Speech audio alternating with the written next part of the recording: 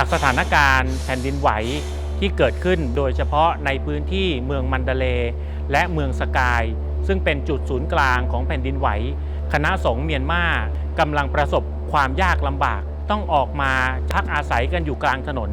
แม้อาหารการขบฉันก็ตามก็ไม่สามารถจะหาได้ในภาวะที่เกิดภัยพิบัติใหญ่อย่างนี้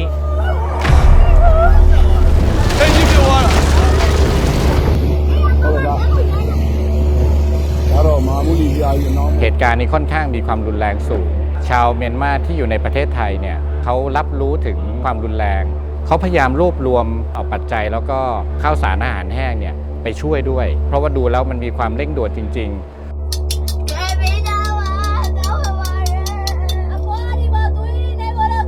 ခုကျွန်တော်တို့ကမြန်မာနိုင်ငံမှာမြင်းငယ်လှောက်ရပေးရနည်းနည်းများသွားတာပေါ့နော်တခါမှလည်းမကြုံဘူးခုလိုမျိုးဖြစ်ဆိုမျိုးလား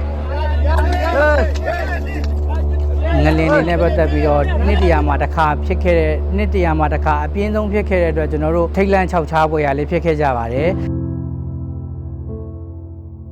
วัดพระธรรมกายมูลนิธิธรรมกายได้เริ่มในการรับบริจาคตั้งแต่วันที่1 เมษายนที่ผ่านมาစိတ်မကောင်းလေးဖြစ်ခဲ့ရတယ်ပေါ့နော်စိတ်မကောင်းဖြစ်ခဲ့ရတော့ကျွန်တော်တို့လည်းဒီလိုလာလူရင်းနဲ့နောက်ဒူမဲ့အခါတွေလည်းရှိပါသေးတယ်ရှိသေးအဲ့အတွက်လာလူကြပါလို့ပြောချင်ပါတယ်နောက်ထပ်လည်းကျွန်တော်တို့ဒီမှာအခုလာမဲ့ဒီပစ္စည်းတွေကြတော့6ရက်နေ့ကြာရင်ထပ်ပို့ချဖို့ရှိသေးတယ်6ရက်နေ့ပထမဆုံးခောက်ပေါ်နာကျွန်တော်တို့ဒီကနေပြီးတော့ပစ္စည်းလေးတိတက်ပို့ချမယ်ဒီအဲ့ဒါပြီးတော့ကျွန်တော်တို့နောက်ထပ်အခောက်တွေလည်းရှိသေးတယ်မြန်မာပြည်ကလက်ခံတဲ့ရွေးကျွန်တော်တို့ပို့ချသွားမယ်ဖြည်းဖြည်းပေါ့နော်หลวงพี่คิดว่าทุกอย่างเนี่ยมีประโยชน์กับเขามากจริงๆนะครับและยิ่งในกรณีเร่งด่วนแบบนี้เนี่ยช่วยให้เขาจากหนักเป็นเบาได้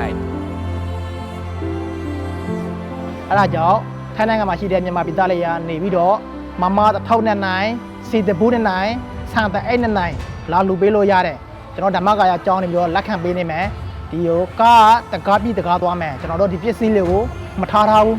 ရတာနဲ့ရချင်းကျွန်တော်တို့ပို့ချပေးမယ်ပေါ့နော်ကျွန်တော်တို့အဲ့လိုမျိုးစီရင်ထားတယ်